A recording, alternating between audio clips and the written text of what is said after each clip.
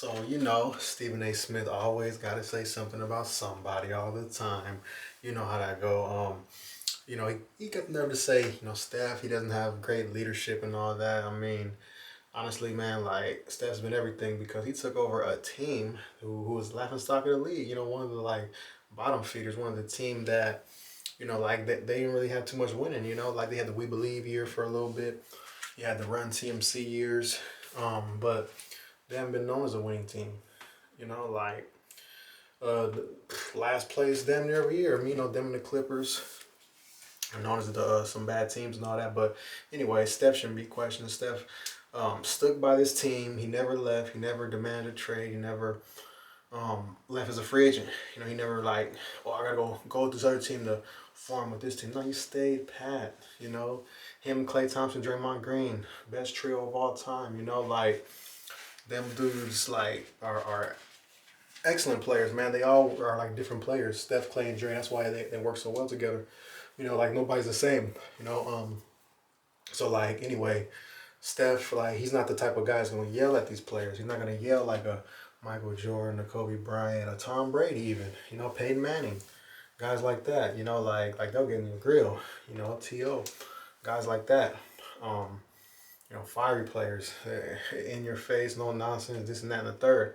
And like that's kind of like what Steph's not. Steph's like Jerry Rice. Steph's, calm. He's not gonna be all over dramatic. Like the only guy in the Warriors Steve Kerr era who can step up to Green is who? David West.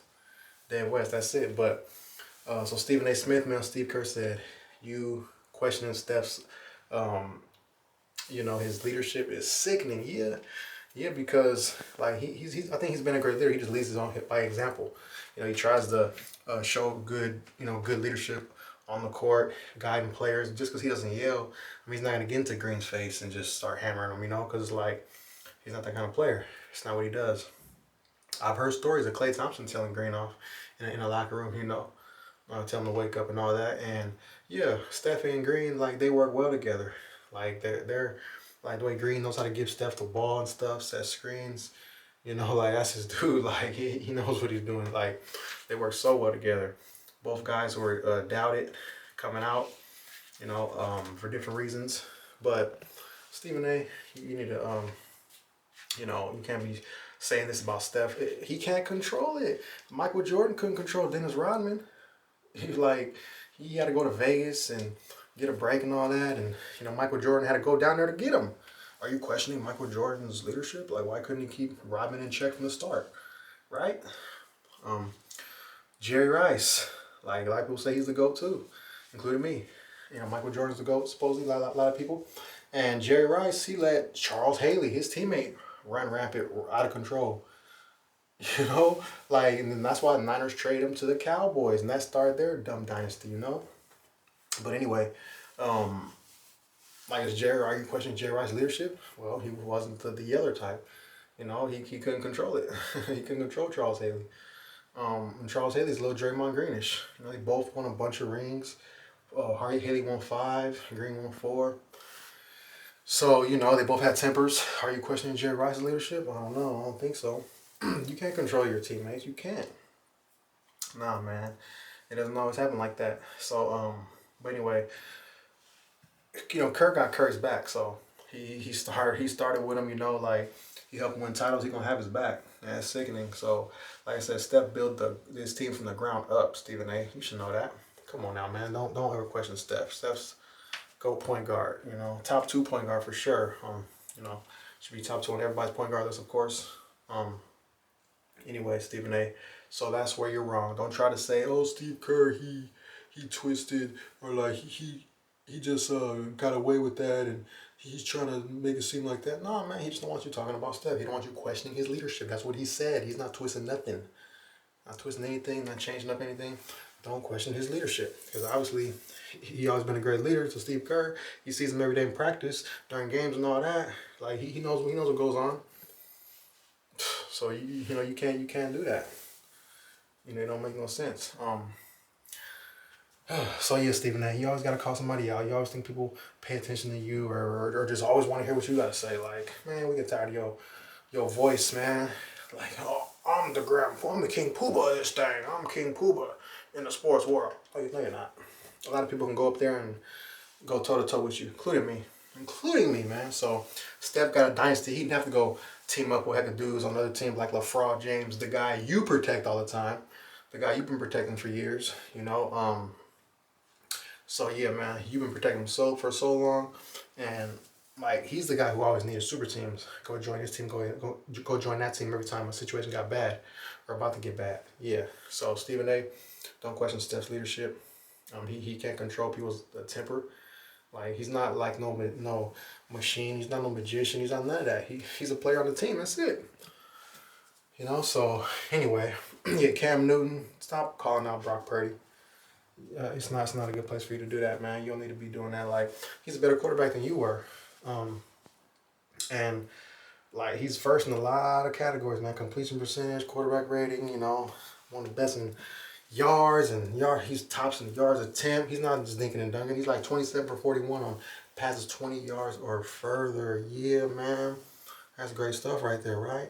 Yeah, it really is. So yeah, put respect on that man's name. Because he's earned it. Like he's plays balling out of control, man. Balling out of control. You know, like as some, you know, you had trouble doing at the end of your career, like for most of your career. I mean, you know, Kevin Benjamin, your former teammate, he was mad at you, man, because you kept throwing inaccurate balls. You know, that's why he didn't want to be cool with you. Like Brock Purdy, he makes his teammates happy. The Ayuks and the Debo Samuels and the George Kills, the McCaffreys, he don't overthrow them too often like that, man. You got beat by Mac Jones. He outplayed you for the quarterback position. Mac Jones, a guy who a lot of people say is a big old giant bust, he beat you. He beat you in a quarterback, you know, in a freaking quarterback race. Come on now, for the Patriots. Stop it, man. You couldn't even beat him out. You go over here talking. And you're famous for what? Not diving on the ball in the Super Bowl? Yeah, Brock Purdy, he dives on footballs, man. At Levi Stadium, like that Super Bowl, Levi Stadium, that you didn't dive on that football. Brock Purdy would have dove though. Yeah.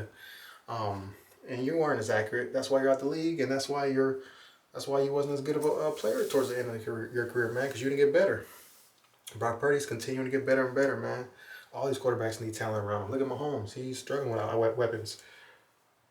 Right? I'm just saying. So anyway, Brock Purdy, shout out to you, man. Keep making your plays with your feet, with your arms. Keep being a bad mofo, man. You one of the top dudes out there. Like you're one of the top. You might be an MVP. They might give it to Dak Prescott because he's a cow bum. But anyway, Brock Purdy deserves awards for real, for real. Like he's that dude. Accuracies, reading defenses.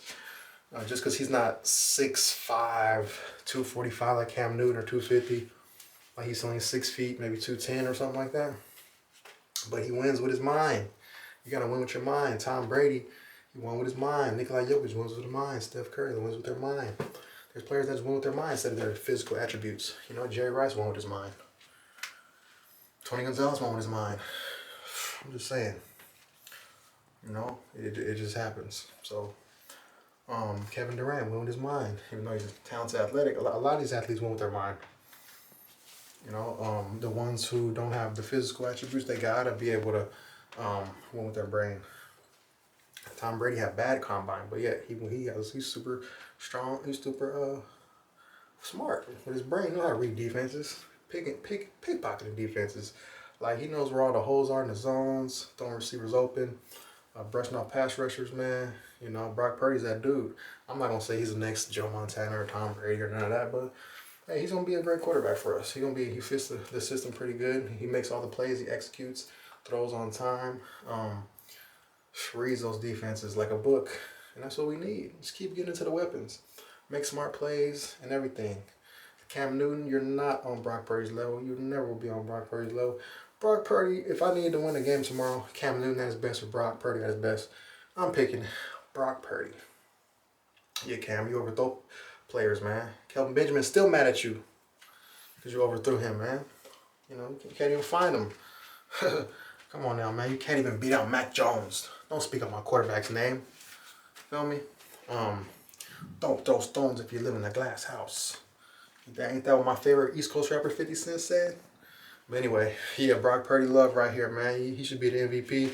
Keep shining on them haters like Cam Newton. Big facts.